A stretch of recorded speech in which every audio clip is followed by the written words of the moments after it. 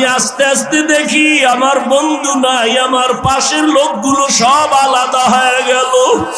এক পর্যায়ে আবার সাদা কাপড়ে পেঁচাইয়া আমারে বাঁশ বাগানে নিয়ে রওয়ানা। ওই কবরে অন্ধকার ঘর, বাতি নাই, কোনো সাথী নাই। ওই কবরে পাড়াইয়া পাড়াইয়া মাটি দিয়া সবাই চলে গেল, আমি এখন একা।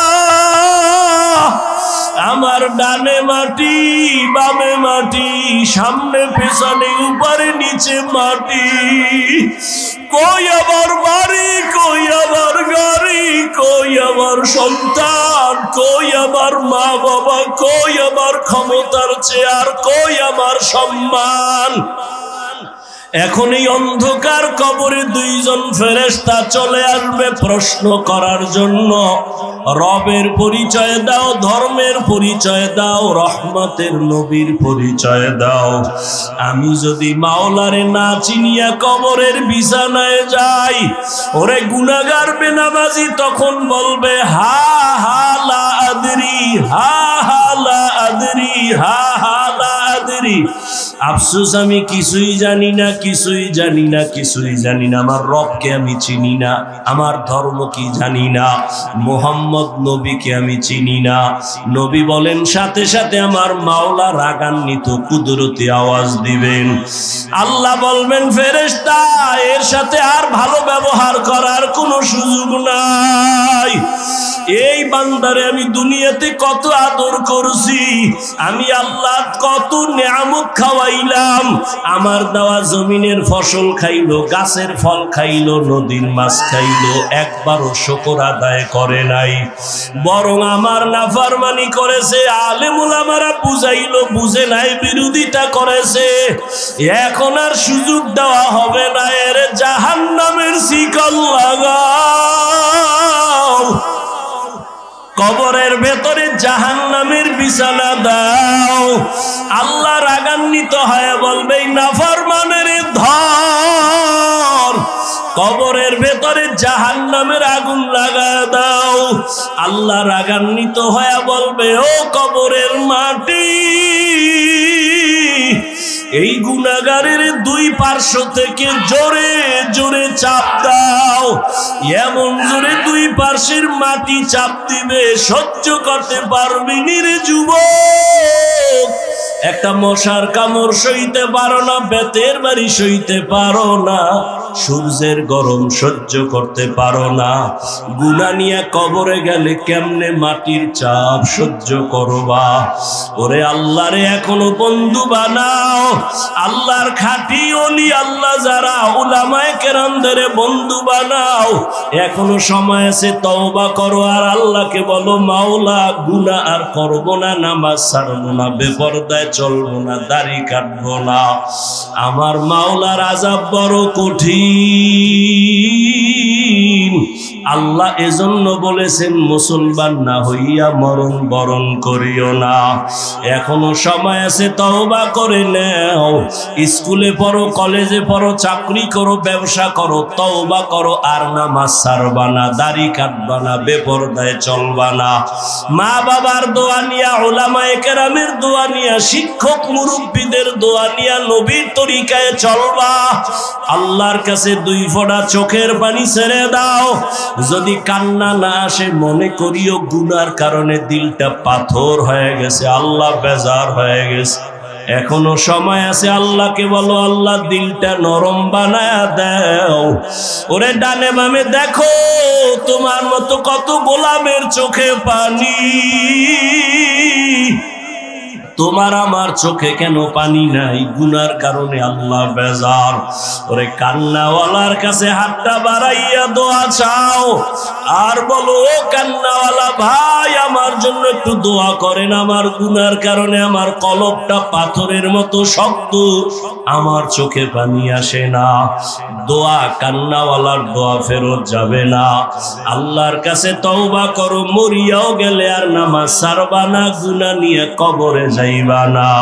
ইয়াযকুরুনাল্লাহা কিয়ামা ওয়া কুউদা ওয়া আলা জুনুবিহিম যারা আমার আল্লাহকে স্মরণ করে দাঁড়ানো অবস্থায়, বসা অবস্থায়, হাঁটা অবস্থায় আমারে এই কথা বলার শক্তি দিছেন কে, খুঁজে খুঁজে বের করে, তিনি আমার আসল মালিক।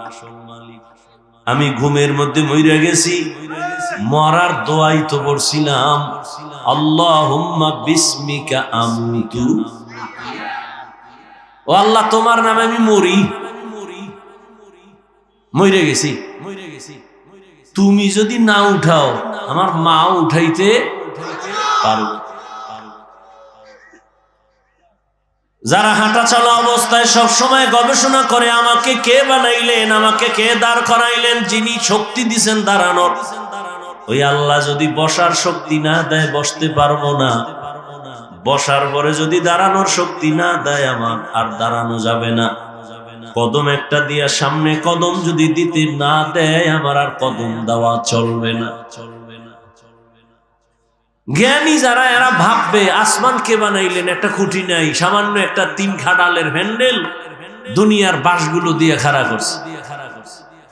আর আল্লাহর এত বিশাল বড় আসমান, এখান থেকে 500 বছরের দূরত্ব প্রথম আসমান। এইভাবে একটা না 7টা আসমান আল্লাহ টানাইছেন, উপর দিয়ে কোনো রশিও নাই, নিচের থেকে কোনো খুঁটিও নাই, কোনোদিন নাড়াচাড়া করে না। এইভাবে বিনা খুঁটিতে এত সুন্দর নীল আকাশ কে টানায় রাখছেন? যারা জ্ঞানী তারা ভাবে এর পেছনে একজন মিস্ত্রি আছে, মালিক আছে। এই মালিকের এত চিনলাম না। বলখের বাদশাহ ইব্রাহিম ইবনে আদহাম মখমলের চাদরে আরামে ঘুমায়, হঠাৎ খবর শুনতেছে কে যেন ঠক ঠক করে আওয়াজ দেয় তার ঘুমের ছাদের উপরে, ঘুমের বিছানার উপরে। প্রহরীরে ডাক দিয়া বলে কে আওয়াজ দিল? কয় দেখি না তো কেউ রে। কয় আমি তো শুনলাম হাঁটে, কোনো আওয়াজ নাই। কে এমন সুন্দর আওয়াজ দিয়ে আবার চলে গেল? একজনে গাইবি আওয়াজ দিয়ে কইতেছে আমি আমার হারানো একটা ঘোড়া তালাশ করতে আইছি তোমার ছাদে। হারানো ঘোড়া কি ছাদে পাওয়া যায়? আল্লাহ আল্লাহদের একটা কথার মধ্যে অনেক কিছু ঢুকানো। আল্লাহ হেদায়েতের দরজা খুলতেছেন তো একটা বাহানা, একটা কৌশল অবলম্বন করছে। কাই বোকা, ছাদের উপর কি ঘোড়া পাওয়া যায়নি? বোকা তো তুমি। বলখের বাদশাহ ইব্রাহিম ইবনে আদহাম চমকে উঠে বসে গেলেন। এত বড় দুঃসাহস কার যে আমাকে বোকা বলল? এত বিশাল রাষ্ট্রের আমি মালিক, আমার কথায় পুরো দেশ চলে, আমাকে বোকা বলল কেন? বোকা বইলা কয় আমি বোকা না, তুমি বোকা। আমি যদি ছাদের উপরে ঘোড়া না পাই, তুমিও সুন্দর মখমলের বিছানায় ঘুমাইয়া তোমার মালিকের পাইবা না। ইনজেকশন একটা দিয়া নাই, ভিতরে জ্বালা শুরু হয়ে গেছে। এখন কয় আমার আসলে কে এরকম আওয়াজটা দিল? আওয়াজ তো দিছে আমার জীবনের মধ্যে একটা ধাক্কা দিয়ে ফেলছে। ভাবতেছে, জ্ঞানী মানুষ তো ভাবতেছে, ভাবতে ভাবতে ভাবতে ভাবতে মানুষ জমিনে বসে ভাবতে ভাবতে খালি উপরে উঠে, উঠতে উঠতে উঠতে উঠতে মহাশূন্যের উপরে চলে যায়। ভাবার দ্বারা মানুষ অনেক উপরে চলে যায়। এই ভাবাটারে তরিকাতের লাইনে বলে মুরাকাবা, মুজাহাদা, মুশাহাদা। বেদাতিরা এটারে বলে সাধনা। সাধনা করে 40 বছর পর্যন্ত প্রায় রসুল সাধনা করেছেন বাইতুল্লাহ থেকে দূরে গিয়া হেরা পাহাড়ের গুহায় সাধনা করেছেন। এখন আপনার কাছে প্রশ্ন আমার, বাইতুল্লাহর দাম বেশি না হেরা পাহাড়ের দাম বেশি? বুঝেন না, বুঝলে জবাব দিবেন না, চুপ থাকবেন। উল্টা পাল্টা বললে ইমানের ঘাটতি হবে। বাইতুল্লাহর দাম বেশি না হেরা পাহাড়ের দাম বেশি? বাইতুল্লাহ। কোরআনের আয়াত দিয়া তো বাইতুল্লাহর দাম আল্লাহ বলেছেন, ইন্না আউওয়ালা বাইতিন উযিআ লিন-নাসি লাল্লাযী বিবাক্কাতা মুবারাকান ওয়া হুদা মুবারাকান ওয়া হুদাল লিল আলামিন।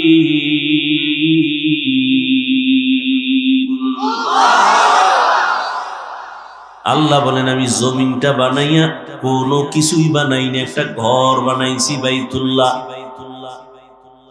মক্কা নগরীর মধ্যে ঘর আমি আল্লাহ হেদায়াতের জন্য বানাইছি, ইবাদতের জন্য বানাইছি। এই ঘর হেদায়াতের ঘর, এটা এমন এক দামি ঘর যেই ঘরের দিকে শুধু তাকায় থাকবে অনবরত সওয়াব লেখা হবে। এটা এমন একটা ঘর, আপনাদের ফতুল্লা এলাকায় মসজিদ গুলো কার ঘর? জমিনের সব মসজিদ গুলো আমার আল্লাহর ঘর, তবে বাইতুল্লাহর মতো একটারও মর্যাদা নাই। বলে কেমন মর্যাদা? বলে বাইতুল্লাহর এরিয়ার মধ্যে কোনো আশিক যদি একবার বলে লাব্বাইক, 1,00,000 বার লাব্বাইক বলার সওয়াব আল্লাহ দান করবে। বাইতুল্লাহর এরিয়ার মধ্যে বসে যদি একবার বলে আল্লাহ, 1,00,000 বার আল্লাহ বলার সওয়াব বান্দা পেয়ে যাবে। বাইতুল্লাহর এরিয়ার মধ্যে যদি একটা সেজদা করে আশিক, একটা সেজদার বরকতে 1,00,000 সেজদার সওয়াব পেয়ে যাবে। এরকম সওয়াব আর কোন মসজিদে আছে? এই পরিমাণ নাই। মদিনার মসজিদে আছে, নববী, মসজিদে নববী। বাইতুল মাকদিসের মধ্যেও বড় সওয়াব, কিন্তু বাইতুল্লাহর সমান না। সবই তো আল্লাহর ঘর, কিন্তু বাইতুল্লাহর সমান ঘর তো সব ঘর না। ফতুল্লাহর এই মাঠে সবাই তো মানুষ, কিন্তু সবাই আল্লাহর আদালতে জ্ঞানী মানুষ না। আল্লাহর আদালতে জ্ঞানী হওয়ার জন্য মেট্রিক বিএ পাস করা লাগে না, মাওলানা মুফতি হওয়া লাগে না, পীর হওয়া লাগে না। আমার মাওলার আদালতে জ্ঞানী হওয়ার জন্য আমার মাওলারে চিনা লাগে, আমার মাওলার সাথে গভীর সম্পর্ক করা লাগবে। এরে যুবক, বয়ান তো তুমিও কম জানো না। নামাজ পড়া ফরজ, পর্দা করা ফরজ, মা বাবার খেদমত করা ফরজ, সবই তো জানো, করো না কেন? মিথ্যা বলা হারাম, গালি দেওয়া হারাম, গীবত করা হারাম, নামাজ ছাড়া হারাম, বেপরদায় চলা হারাম, নাচ দেখা হারাম, গান শোনাও হারাম, কাউকে হত্যা করা হারাম, চুরি করা হারাম, দুর্নীতি করা হারাম, জুলুম করা হারাম। সব এখানে এমন একটা মানুষ নেই যে জানে না। এরপরেও কেন করো না? তুমিও মুসলমান, আমিও মুসলমান। তোমার আল্লাহ আমার আল্লাহ এক, তোমার নবী আমার নবী এক, তোমার কাবা আমার কাবা এক, তোমার আমার কোরআন এক, তোমার আমার কালেমা এক, ধর্ম এক।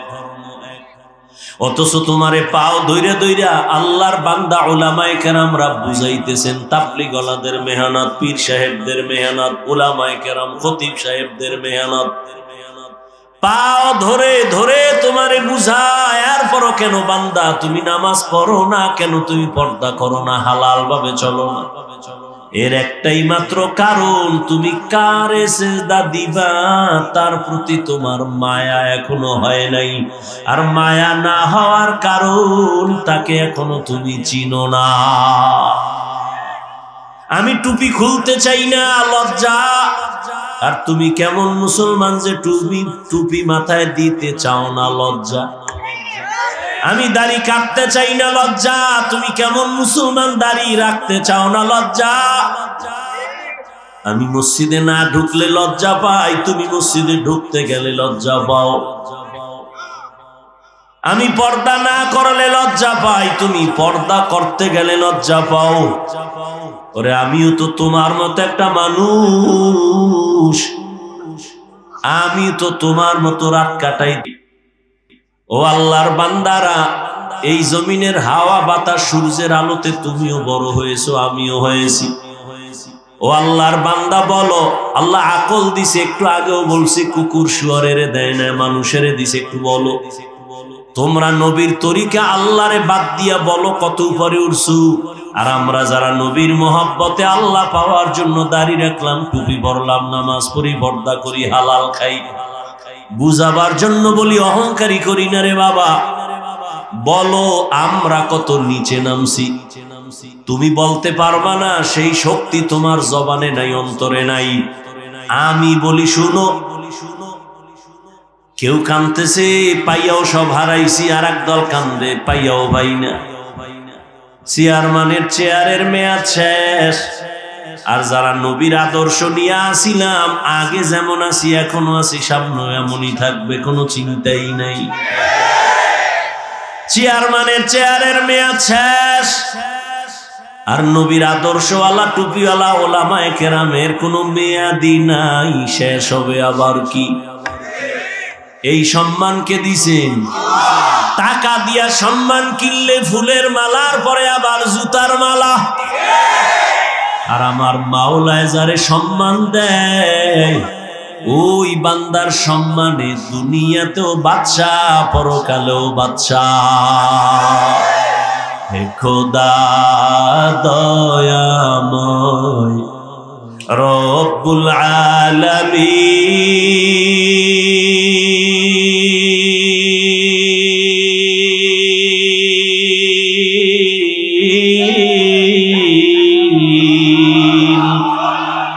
জীবনে মরণে ভয় কি হবে সেই দিন। হে খোদা ধরাতে আসিয়া আজি বড়ই অসহায়,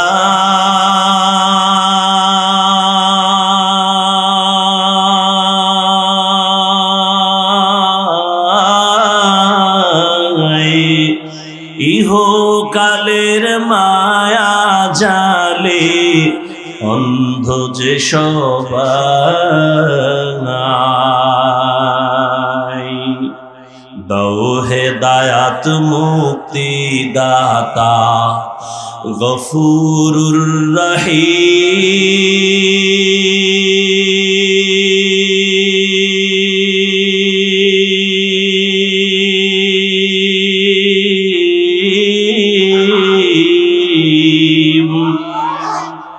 জীবনে মরণে ভয় কি হবে সেই দিন। হে খোদা, হে খোদা দয়াময় রব্বুল আলামিন।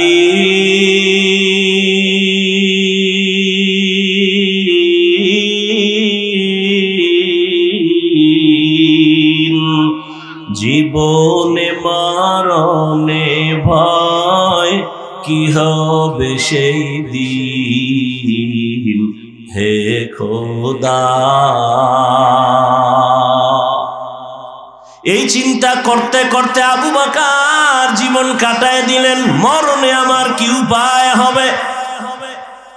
পরশুদিন হাদিস দেখলাম, রহমতের নবী ইস্তেনজায় ঢুকছেন। ইস্তেনজা চিনেননি? এও তো অনেকে চিনে, বাংলায় খাওয়া লাগবে না। রহমতের নবী হাজত ছাড়তে ঢুকলেন, বাথরুমে গেলেন। নবী বাথরুম থেকে বের হইয়া দ্রুত তায়াম্মুম করতেছেন মাটি দিয়া। কি করেন? তায়াম্মুম করতেছেন রহমতের নবী। সাহাবী ডাক দিয়া বলেন, ইয়া রাসূলুল্লাহ, ওই যে পানি দেখা যায়, পানি দেখলে তো তায়াম্মুমের আর দরকার কি? ওখানে যাইয়া ওযু করে নিবেন। রহমতের নবী বলে, রে সাহাবী, আমি যে বাথরুম থেকে বের হইছি ওই পানি পর্যন্ত যাওয়ার আমার কোনো গ্যারান্টি নাই। আমি এই জন্য তাড়াতাড়ি অজু বানাবো, পানি পাবো, তারপরে অজু বানাবো। ওই পর্যন্ত পৌঁছতে পারবো কিনা গ্যারান্টি নাই। এর মধ্যে না জানি আবার আজরাইল এসে হাজির হয়ে যায়। আজরাইল যদি আইসা হাজির হয়, আমার তো আর পানি পর্যন্ত যাওয়ার সুযোগ হবে না। চোখের সামনে দেখো লাশ আর লাশ, জানাজা পড়লি, লাশ কবরে দাফন করলি, আর পর নিজের লাশের চিন্তা করলি না। কত মা সন্তান হারায় কাঁদে, আমারে কে আম্মু বলে আর ডাক দিবে। মা সন্তান হারায় কাঁদে, আমি কাকে আম্মু বলে ডাক দিব? এরে আল্লাহর বান্দা, ভাই ভাই হারায় কান্না করতেছে, স্ত্রী স্বামী হারায় কাঁদে, স্বামী স্ত্রী হারায় কাঁদে। ও আল্লাহর বান্দা, এই কান্না তো তুমি কাঁদো না, তবে লেখা রাখো তোমার ঘরেও কিন্তু কান্না আসতেছে।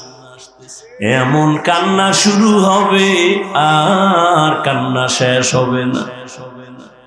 ও আল্লাহর বান্দারা, এত বয়ান জানো, শুনো, এরপরও কেন মানো না রে বাবা? এর একমাত্র কারণ, আমার মালিকের দরবারে যে যাওয়া লাগবে, দাঁড়ানো লাগবে, হিসাব দেওয়া লাগবে, সে চিন্তাই নাই। এই চিন্তায় যারে ধইরা ফালাইছি, ওই বান্দার দিকে তাকাইলি দেখবা চোখের কোঠায় পানি। কিও ভাই, তোমার চোখে পানি কেন? বলে, আমি মালিকের আদালতে কেমনে দাঁড়াইয়া জবাব দিব?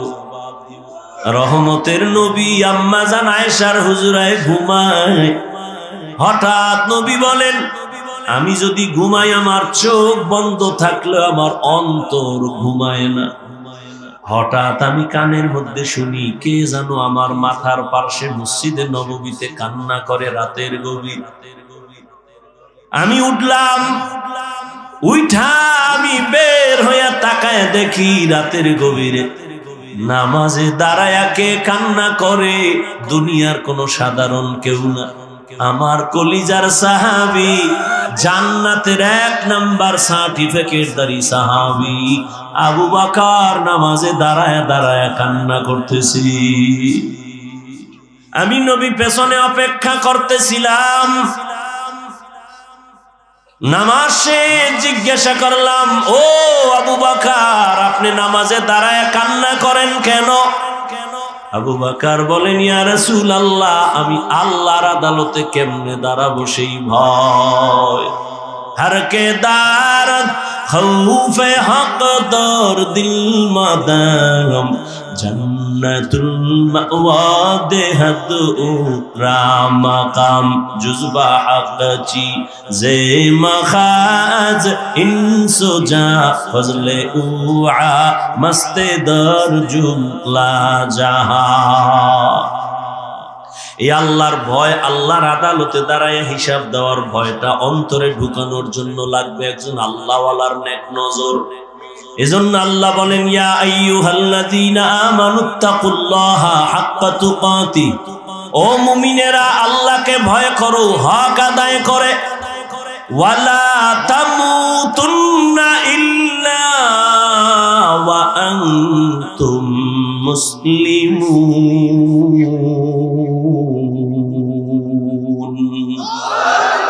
মুসলমান না হইয়া মরিও না, সাবধান। নবী বলেন, আলা কুল্লুকুম রাইন ওয়া কুল্লুকুম মাসউলুন আন রাইয়াতিহি। এই উঠেকা মোনাজাত দিয়ে দিমু। মাওলায় যদি বাড়ি না নেয়, কেমনে আগে বাড়ি যাবা? মাওলায় না নিলে পারবা? একজনে 1.5 ঘন্টা আগে উঠে গেছে, তাড়াতাড়ি বাড়ি যাইব, আর একজনে মোনাজাত দিয়া কান্নাকাটি কইরে এরপরে রওনা হইছে বাড়ি যাব। ওই ঘটনা আছে না, সুলতান মাহমুদ গজনবীর ঘটনা, আয়াজের ঘটনা, এক ধনী বড় টাকাওয়ালা আর মালিক আর গোলামের ঘটনা। মালিক আর গোলাম বাড়ি যায়, হঠাৎ মালিকের কয়, গোলাম স্যার একটু দাঁড়ান, আমার একটু জরুরত আছে। দাঁড়াই নাম, ঢুইকা গেছে মসজিদে, মসজিদে গিয়া সেজদায় যাইয়া কান্দে। মালিক অপেক্ষা করে, আয় না কেন? নাইমা গিয়া দেখে গোলাম সেজদায় পড়ে কাঁদে, ও মালিক তোমার দরবারে হাজির, তুমি কবুল করো। দীর্ঘ টাইম অপেক্ষা কইরা গোলাম যখন বের হইতেছে, মালিক কয়, এত দেরি কেন করলা? কয়, যেই মালিক তোমারে মসজিদে ঢুকায় না, ওই মালিক আমারে যেন কেমন বের হইতে দেয় না। মাছ পানি ছাড়া ভাল লাগে না, মাছ পানি পাইলে মনে করে আমার জীবন। আরে আমার মাওলা পাকের যারা আশিক, আল্লাহর মোহাব্বতের যারা গোলাম, ওরা দুনিয়ার রং তামাশায় পইরে গেলে ভাল লাগে না। কখন জিকিরের ময়দানে ঢুকবে, কখন একটু আলেমের কাছে যাবে, কখন একটু কোরআনের তেলাওয়াতের আওয়াজ অন্তরে নিবে, কখন একটু জায়নামাজে দাঁড়াবে, কখন আমার মাওলাকে একটু মায়া কইরা ডাকবে, ও আল্লাহ। আরে আমার মাওলারে ডাকলেই তো বান্দা এত খুশি, আল্লাহর মোহাব্বত অন্তরে জমা হয়ে যায়। হানজালা নবীর সাহাবী, ঘটনা আপনারা নাম শুনছেন। হানজালা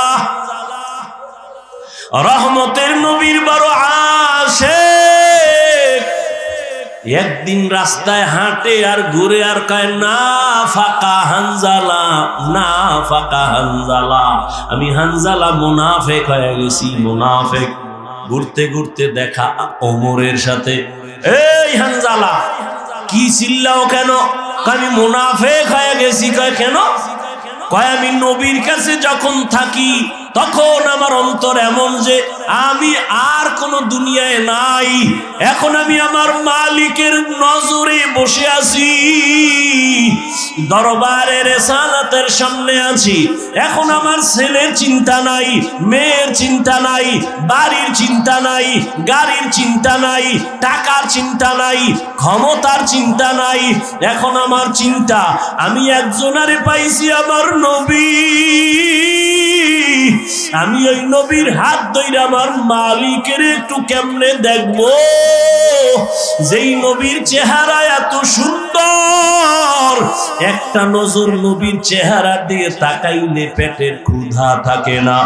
মায়ার নবী এত সুন্দর, আমার মাওলায়ের এত সুন্দর কইরা বানাইছেন, ওই মালিক আমার আল্লাহ না জানি কত সুন্দর। এত সুন্দর আসমান যিনি বানাইছেন তিনি কত সুন্দর, এত সুন্দর কণ্ঠ যিনি দান করছেন তিনি না জানি কত সুন্দর, এত সুন্দর রঙের ফুল বাগান সাজাইছেন তিনি কত সুন্দর। ওরে যারা মাওলার আশিক, ওরা ভাবে আর খুঁজে আমার মালিক, আমার আল্লাহরে আমি তো এখনো পাইলাম না। ফুলের ঘেরান পাইলাম, কে বানাইলেন তারে তো পাইলাম না। ওরে আল্লাহর মোহাব্বত যার অন্তরে জমা হয়ে গেছে, সে একবার আমার মাওলারে দেখার জন্য পাগল। হানজালা বলে, আমি নবীর দরবারে থাকলে আমার অন্তর থাকে একরকম, আমি নবীর দরবারের বাইরে গেলে তখন আবার অন্তর দুনিয়ামুখী হয়ে যায়। আমার ছেলে, আমার বাড়ি, আমার গাড়ি, আমার টাকা, আমার পয়সা, আমার ক্ষমতা, আমার চেয়ার, এই সব আমার অন্তরে এসে জমা হয়, আমি মুনাফিক হয়ে গেছি। ওমর কয় তো এই অবস্থা তো আমারও হয়। নবীর দরবারে থাকলে দুনিয়ার কোনো চিন্তা নাই, আবার যখন নবীর দরবার থেকে বাইর হইয়া যায় তখন আবার দুনিয়া আমারে পেয়ে ফেলে, দুনিয়া আমাকে গ্রাস করে ফেলে, দুনিয়ার চিন্তা, ছেলের চিন্তা, মেয়ের চিন্তা আমাকে গ্রাস করে ফেলে। এবার কথা, চলো নবীর দরবারে চলো, সমাধান নেই। দোনোজনে যায়, মুনাফিক হয়ে গেছে। ওমরও কয় আমি মুনাফিক হয়ে গেছি, হানজালাও কয় আমি মুনাফিক হয়ে গেছি। হঠাৎ আবু বকর সিদ্দিক রাদিয়াল্লাহু তাআলা আনহুর সামনে দাঁড়ানো। এই ওমর, তুমি চিল্লাও কেন? কয় মুনাফিক হয়ে গেছি। হানজালাও কয় মুনাফিক হয়ে গেছি। কারণটা কি? বলে এই কারণ, নবীজির দরবারে যখন থাকি মনে হয় যেন দুনিয়াতে আমার আর কিছু নেই, নবী আমার কলিজা। আমি নবীর হাত লাগাই আমার মালিক আল্লাহর সঙ্গে মোলাকাত করব। কিন্তু নবীর দরওয়াজা থেকে বের হইলে তখন আবার ঢুইকা যায় ছেলে, মেয়ে, স্ত্রী, পরিবার, দুনিয়ার চিন্তা। আবু বকর কয় অবস্থা তো আমারও, মনে হয় আমিও মুনাফিক হয়ে গেছি। আমার মাওলার ভয়। আর তুমি নামাজে দাঁড়াইয়াও দোকান নিয়ে ভাবো, নামাজে দাঁড়াইয়াও ছেলের চিন্তা, মেয়ের চিন্তা, ঘরের চিন্তা, ক্ষমতার চিন্তা। ওরে আবু বকর, নবীর দরবার থেকে বের হইলে দুনিয়া, নবীর দরবারে থাকলে দুনিয়ার চিন্তা নাই, এরপরও ভয়, কান্নার আওয়াজ। আর তোমার আমার তো নামাজের মধ্যেও দুনিয়া ঢুকানো, জিকিরের মধ্যেও দুনিয়া ঢুকানো। তোমার আমার চোখে পানিও নাই, কোনো আফসোসও নাই রে বাবা। নবীর দরবারে গেলেন, রহমতের নবী বলেন, এমন যদি তোমাদের হয় আর ভয় লাগে, এটাই তোমাদের ঈমান যে শুদ্ধ পরিপক্ক, এটাই তার প্রমাণ। তোমাদের ঈমানে কোনো ভেজাল নাই। এরে নবী না আশেক ইব্রাহিম ইবনে আদহাম পাগলের মতো হয়ে গেল। কে আমাকে বোকা বলল? ঠিকই তো, আমার অর্ডারে বলখের মানুষগুলো দাঁড়ায় আর বসে, কিন্তু আমি তো একবারও চিন্তা করলাম না এই যে সূর্যটা উঠছে পূর্ব দিগন্তে, এই সূর্য তো আমার অর্ডারে উঠেও না, আমার অর্ডারে ডুবেও না। রাতের বেলা আকাশে চাঁদের আলো, আমার অর্ডারে চাঁদ উঠেও না, ডুবেও না। তাহলে এর পেছনে তো একজন মালিক আছে, নাই? ওই মালিকের তালাশ করছনি? এরে আল্লাহর বান্দা, তোমারে কেউ হাদিয়া পাঠাইছে, কে পাঠাইছে তার পরিচয় নাও, মোলাকাতের জন্য পাগল, দেখা করলে মনে হয় আরো হাদিয়া দিবে। যেই মাওলায় তোমারে আমারে মানুষ বানাইছেন, কুকুর বানান নাই, শুকার বানান নাই, আবার আখিরি নবীর উম্মত বানাইছে, এত সুন্দর জীবন আমাকে দান করছেন। আমার মতোই তো কত মানুষ, ওই যাও ডিআইটি মসজিদের বারান্দায় যাও, বাইতুল মুকাররমে জুমার দিন গিয়া দেখো, পাও নাই, ভিক্ষা করে। দুইটা চোখের পাওয়ার নাই, বলে আমি অন্ধ, আমারে কিছু ভিক্ষা দাও। আমার মাওলায় যদি তোরে অন্ধ বানাইতেন রে যুবক, বল সারা রাত মোবাইলে নাচ গান কেমনে দেখতি? আমার মাওলায় যদি অন্ধ বানাইতেন, কে তোরে চক্ষু দান করত? আমার মাওলায় যদি তোরে বধির বানাইতেন, কে তোরে আর সুস্থ করত? কত মানুষ সুস্থ ছিল, হঠাৎ কইরা জ্বর আসছে, বিছানায় পড়ে একটা সাইড নষ্ট হয়ে গেছে, বিছানার থেকে এখন আর উঠতে পারে না, কণ্ঠ শেষ, জীবনটাই অর্ধেক হয়ে গেছে। এখন ছেলেও ভালো জানে না, মেয়েও ভালো জানে না। ও আমার ফতুল্লাহ এলাকার মুসলমান বাবারা, ও বৃদ্ধ বাবাজি, ও যুবক, একটু চিন্তা করো বাবা, আমরা নবীর আদর্শ মানতে গিয়া কই আমগো তো না খাইয়া কেউ মরি নাই, সম্মান কমে নাই। আমি তোমাকে বলি না আমগো মতো হুজুর হয়ে যাও, একবারও বলি না রে বাবা। বরং তুমি স্কুলে পড়ো আলহামদুলিল্লাহ, কলেজে পড়ো, চাকরি করো, ব্যবসা করো আলহামদুলিল্লাহ, তবে ওখানে থাইকেই তুমি আমার মালিকের সাথে একটা লাইন লাগাও, ওখানে থাইকা নামাজের সেজদা দাও। চাকরি করিয়াও কি তোমার মতো নামাজি নাই? ব্যবসা করে নামাজ ছাড়ে না, এরকম জেনারেল লাইনের মানুষ কি নাই? তোমার মতো যুবক রাস্তায় গাড়ি চালায়, এক বেলার নামাজও ছাড়ে না, দাড়িও কাটে না। বলো বাবা তুমি কেন পারো না?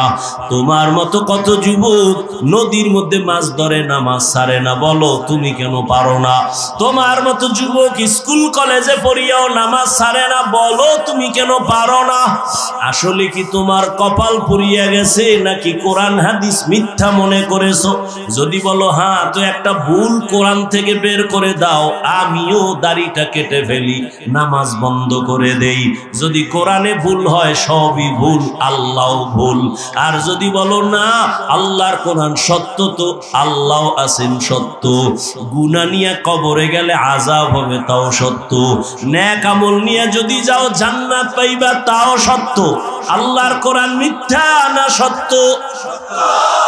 ওই কোরআনে জান্নাতের বয়ান আসেনি, ওই কোরআনে জাহান্নামের বয়ান আসেনি। কে জান্নাতে যাবে কে জাহান্নামে যাবে আল্লাহ তাও বলেছেন। মনটা কি শুধু বুঝাইও? হাফিজুর রহমান ভাই তো আমাদেরকে হুজুর হওয়ার জন্য তাকিদ দেয় নাই, হাফিজ ভাই তো কওমি মাদ্রাসায় যাইতে বলে নাই, হাফিজুর রহমান তো তাবলিগ না গেলে জাহান্নামে যাবা বলে নাই। কি বলছে? স্কুলে পড়লেও নামাজ ছাড়া যাবে না। স্কুলে পড়িয়াও তো আমার মতো যুবক নামাজ পড়ে, আমি কেন পারি না? আমার মতো যুবক চাকরি করে নামাজ পড়ে, আমি কেন পারি না?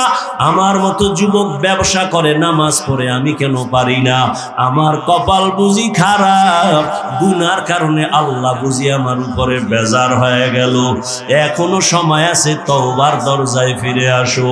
আল্লাহ তাআলা বারবার ডাকে, আয়, কই যাবি বান্দা আয়, যেদিকেই যাবি জাহান্নাম ছাড়া আর কিছুই নাই। আমার দরজাটা শান্তির আর রহমতের দরজা, তওবা কর, জীবনের সব গুনাহ মাফ করে দিব।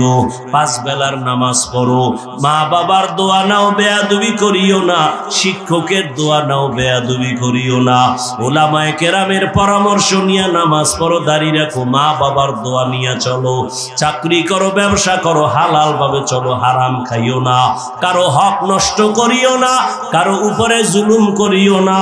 যদি এমত অবস্থায় তুমি নেক আমল নিয়ে কবরে যাইতে পারো, তোমার কবর হবে জান্নাতের বাগান।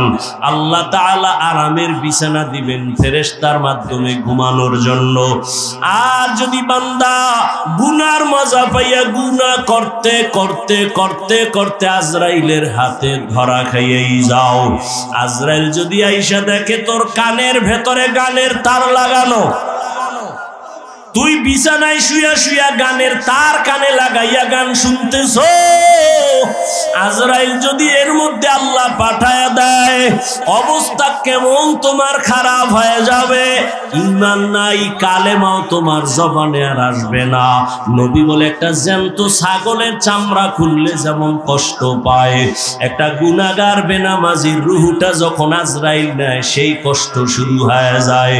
আজরাইলকে দেখে এক হাত মাশরিকে আর এক হাত মাগরিবে, পা জমিনে মাথা আসমানে, চক্ষু দুইটা বড় বড়। এখানে দেখাই গুনাহগারের কলিজার মধ্যে কম্পন শুরু হয়ে যায়। আর যেই জাহান্নাম আল্লাহ বানাইছেন, ওই গুনাহগারেরা জাহান্নামের ছবিটা দেখায়া দেয়। ও আল্লাহর বান্দা, তুমি আমি তো মানুষের কাতারেই নাই।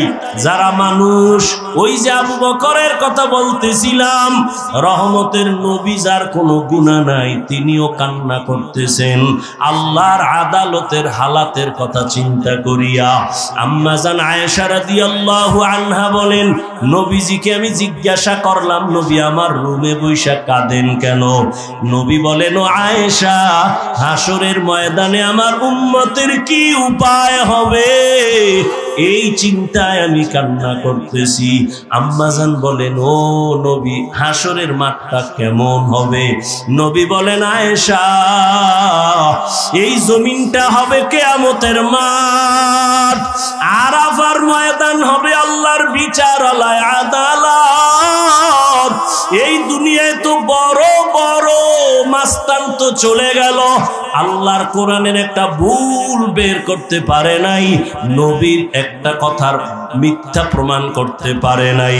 আল্লাহর নবী বলেন ওই হাদিস এখনো আছে, কোরআন এখনো আছে। আম্মা জানা আয়েশাকে নবী বলেন কিয়ামতের ময়দান এমন এক অবস্থা হবে, পুরো জমিনটা সমান হবে। সূর্যটা এখন তো বিজ্ঞানীরা বলে জমিন থেকে 9,30,00,000 মাইল উপরে। কিয়ামতের ময়দানে আল্লাহ অর্ডার করবে সূর্য নিচে নেমে আয়, তোর যত মুখ আছে নিচে কর, যত তাপ আছে তাপ জমিনে ছাড়। সূর্যের তাপে জমিনটা পুরিয়া তামা হয়ে যাবে। স্বর্ণ হবে না কেন? জমিনটা পুরিয়া রূপা হবে না কেন? পিতল হবে না কেন? মুফাসসিরিনে কেরাম বলেন স্বর্ণ, রূপা, তামা, পিতল এগুলো হবে না। জমিনটা তামা হওয়ার কারণ, তামার ধাতুর মধ্যে একটা গুণ আছে স্বর্ণের মধ্যে নাই, রূপার মধ্যে নাই। বলে কি? স্বর্ণের এক মাথা গরম হলে ভিন্ন মাথা গরম হয় না, রূপার এক অংশ গরম হলে অন্য অংশ গরম হয় না। কিন্তু তামা এমন একটা ধাতু, এক পার্শ্বে গরম হয়ে গেলে পুরাটাই গরম হয়ে যাবে। আল্লাহ যখন বলবে সূর্য তুই মনের মতো তাপ দিতে পারো না, আজকে সব তাপ ছাইরা দে, সূর্যের এমন তাপ শুরু হয়ে যাবে, জমিনটা তামা হয়ে যাবে।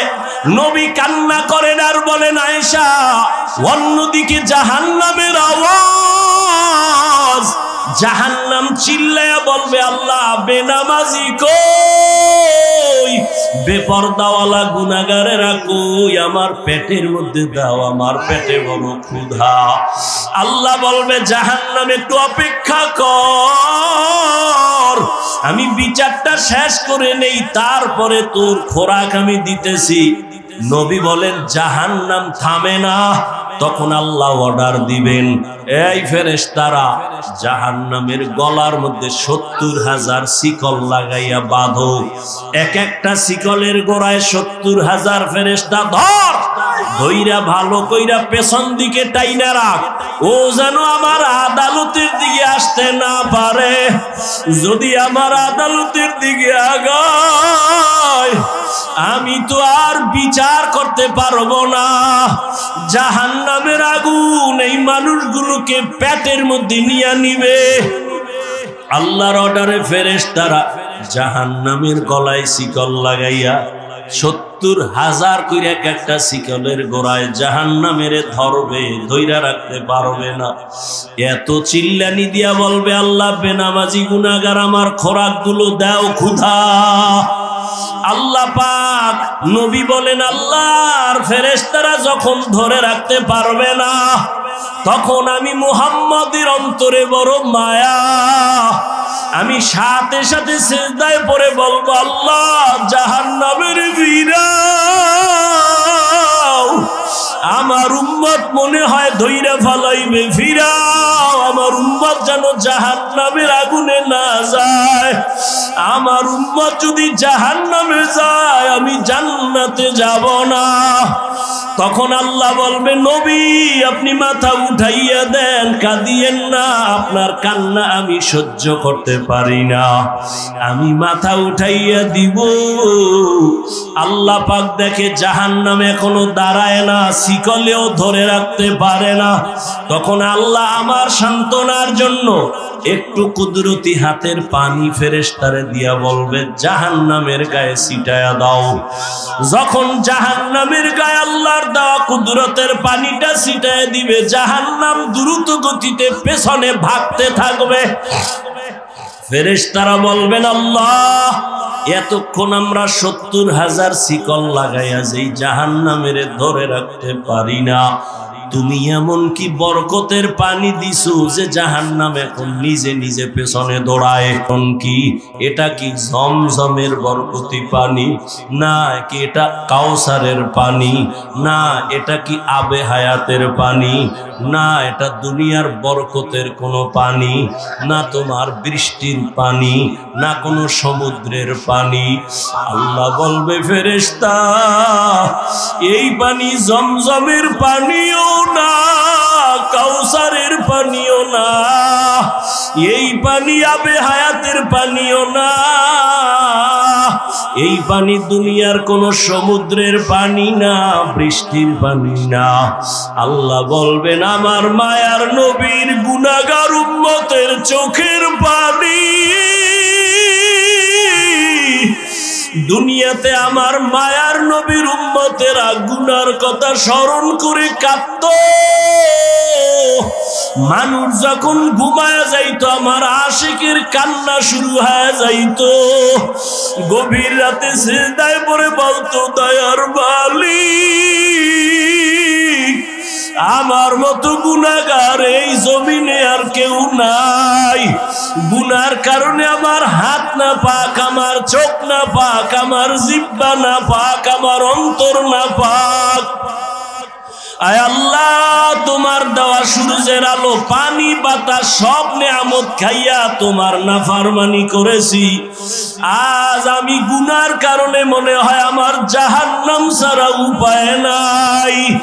আমার গুনার খবর আমার মাও জানে না, বাবাও জানে না, ভাই বোন স্ত্রী পরিবারের কেউ জানে না। আমার গুনার খবর আমার মা বাবায় যদি জানতো লাথি মেরে ঘর থেকে বের করে দিত। আমার গুনার খবর যদি আমার স্ত্রী জানতো আমাকে স্বামী বইলে গ্রহণ করত না। আমার গুনার খবর যদি আমার সন্তান জানতো কোনদিন আমাকে বাবা বলতো না। ও দয়ার মালিক যে তুমি কত দয়ার মালিক, তুমি আমার সব গুনার খবর জানো। ও আল্লাহ এ যুবকের আমার মাওলারে ডাক দে, দুই ফোঁটা চোখের পানি ছাড়, আর গুনার কত স্মরণ করে ক্ষমা চাও। আর আল্লাহরে বলো আমার মাওলা যে কেমন দয়ার মাওলা। ওরে দরওয়াজা জানালা বন্ধ করে মোবাইলের দ্বারা যে গুনাহ করেছ, ওই দরওয়াজা জানালার ভেতরের গুনার খবর মাও জানে না, বাবাও জানে না। ওরে আমার মাওলারে ফাঁকি দিতে পারো নাই রে বাবা। আরে তোমার গুনার খবর যদি মা জানতো ঘর থেকে বের করে দিত। কিন্তু আমার মাওলা যে কেমন দয়ার মালিক, গুনাহ করছি দেখছেন এরপরও ঘরের থেকে বের করে দেয় নাই, সম্মানের চেয়ার থেকে ফালাইয়া দেয় নাই। ও আল্লাহর বান্দারা আজকে বাড়ি পাইছো, গাড়ি পাইছো, সন্তান বিবি পরিবার ক্ষমতা সবই পাইলা, কিন্তু আজকে যেইগুলি পাইয়া পাগল, চিন্তা করে দেখছো এগুলি কিছুই তোমার আমার আপন না। ওরে আজরাইল আইসা যখন রূহ দইরা টান মারবে, ওরে তোমার আপন মা বাবা তোমারে ফেলে দিবে, আর ঘরে ঢুকাইবে না। সাদা কাফনের প্যাকেট বানাইয়া কবরের দেশে পাঠাইয়া দিবে। এতদিন যে মা বাবার জন্য এত পাগল হইলাম, কেউ আমার সাথে যাবে না। আমি আস্তে আস্তে দেখি আমার বন্ধু নাই, আমার পাশের লোকগুলো সব আলাদা হয়ে গেল। এক পর্যায়ে আবার সাদা কাপড়ে পেঁচাইয়া আমারে বাস বাগানে নিয়ে রওয়ানা। ওই কবরে অন্ধকার ঘর, বাতি নাই, কোনো সাথী নাই। ওই কবরে পাড়াইয়া পাড়াইয়া মাটি দিয়া সবাই চলে গেল, আমি এখন একা। আমার ডানে মাটি বামে মাটি সামনে পেছনে উপরে নিচে মাটি কই আমার বাড়ি কই আমার গাড়ি কই আমার সন্তান কই আমার মা বাবা কই আমার ক্ষমতার চেয়ার কই আমার সম্মান এখন এই অন্ধকার কবরে দুইজন ফেরেশতা চলে আসবে প্রশ্ন করার জন্য রবের পরিচয় দাও ধর্মের পরিচয় দাও রহমতের নবীর পরিচয় দাও আমি যদি মাওলারে না চিনিয়া কবরের বিছানায় যাই ওরে গুনাহগার বেনামাজি তখন বলবে হা হা লা আদরি হা হা লা আদরি হা হা লা আদরি আফসোস আমি কিছুই জানি না কিছুই জানি না কিছুই জানি না আমার রবকে আমি চিনি না আমার ধর্ম কি জানি না মুহাম্মদ নবীকে আমি চিনি না নবী বলেন সাথে সাথে আমার মাওলা রাগান্বিত কুদরতি আওয়াজ দিবেন আল্লাহ বলবেন ফেরেশতা এর সাথে আর ভালো ব্যবহার করার কোনো সুযোগ নাই এই বান্দারে আমি দুনিয়াতে কত আদর করছি আমি আল্লাহ কত নিয়ামত খাওয়াইলাম আমার দেওয়া জমিনের ফসল খাইলো গাছের ফল খাইলো নদীর মাছ খাইলো একবারও শুকর আদায় করে নাই বরং আমার নাফরমানি করেছে আলেম উলামারা বুঝাইলো বুঝে নাই বিরোধিতা করেছে এখন আর সুযোগ দেওয়া হবে না এর জাহান্নামের শিকল লাগাও কবরের ভেতরে জাহান্নামের বিছানা দাও আল্লাহ রাগান্বিত হয়ে বলবে নাফরমানের ধর কবরের ভেতরে জাহান্নামের আগুন লাগা দাও আল্লাহ রাগান্বিত হয়ে বলবে ও কবরের মাটি